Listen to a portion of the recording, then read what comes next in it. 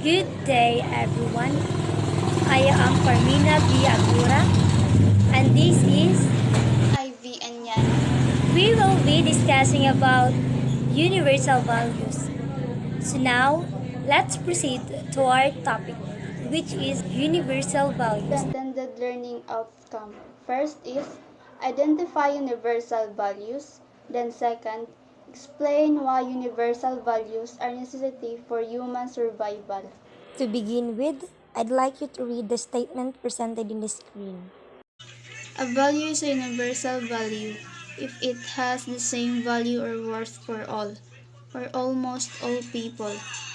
This statement signifies that for a values to become a universal, it must have the same world for all human beings or concerned people or person. Despite the claims of cultural relativism, the concept and the reality of universal values persist. The question is, what is universal values? In philosophy, it is something that has the same worth or value for all or almost all the people. But for me, these are the things that we all deserve to have. So just like peace, freedom, social progress, equal rights, human dignity, right conduct, and these are the universal values that we all deserve as human beings or as people in this universe. Are there universal values? This question will be answered after we discuss the lesson. According to Plato, Talk about the values or virtues of temperance, courage, and wisdom. So, when we say temperance, it is defined as showing or preventing, stopping, restraining in eating or drinking, especially avoiding alcohol. Courage is the attitude facing and dealing with anything recognized as dangerous, difficult, or painful instead of withdrawing from it. It is also the quality of being fearless, whereas wisdom is the ability to know, discern what is true or right, common sense, or the collection of one's knowledge. According to Jesus Christ, react the value of value form, which is springs, patience, kindness, goodwill, forgiveness, and compassion. Jesus Christ said, we need all to be good for all because as Jesus Christ did for us, also we need it to do in others. So, just like what Jesus Christ did for us, he helped his disciples about the goodness of God, the value for you and for others, and also he helped and enlightened us how to live by knowing and loving our Creator. next, according to Confucius, thought righteousness, human heartedness, and filial piety. When we say righteousness, it is about goodness, the virtue of being right or good through others. Then the human heartedness, of course, we all know that we human has heart for everyone. Lastly, the filial piety. When we say filial piety, it is our attitude of obedience, devotion, and care towards our parents, other family members that is the basis of individual moral conduct and social harmony. Are not these universal values, that is, they remain values at all times and in all places? This means that ito bang universal values ay nandito pa rin despite sa matagal na panahon at sa mga malalayong lugar? Yes, Plato would say that universal values exist from the concrete world. This means that Kahit andun pa ito sa kabundukan, sa mga malalayong lugar na hindi agad ma-access, but still, universal values is always there. Aristotle would say they exist embodied in the concrete individual as common or essential characteristic. As what Aristotle said, it is embodied or andun na talaga siya sa isang ka-individual ang universal values. It is one of our essential character as a person. Just like love, it will embodied with us no matter what happens because we cannot know or predict where we love or who we should love.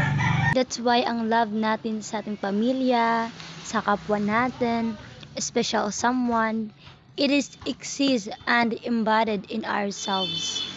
Saint Thomas agreed with them. But the universals do not exist apart from the individual. They exist as universal features individuated, instantiated in the individuals. Meaning to say, Saint Thomas is agree with them.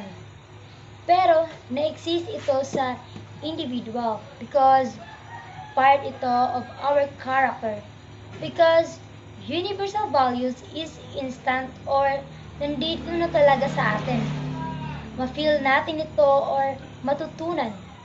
Instant na ito or part of our instinct as an individual that we need universal value to live peacefully and happily to have freedom.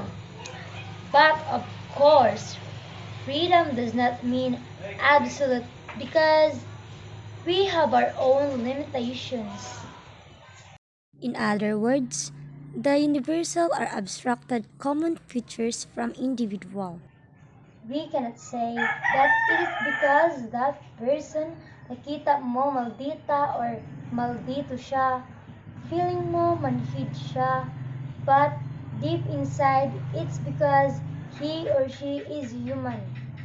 Ay universal values ay nandun na talaga sa kanya kahit anong i-reflect or describe mo sa kanyang appearance, it means ganun na talaga siya.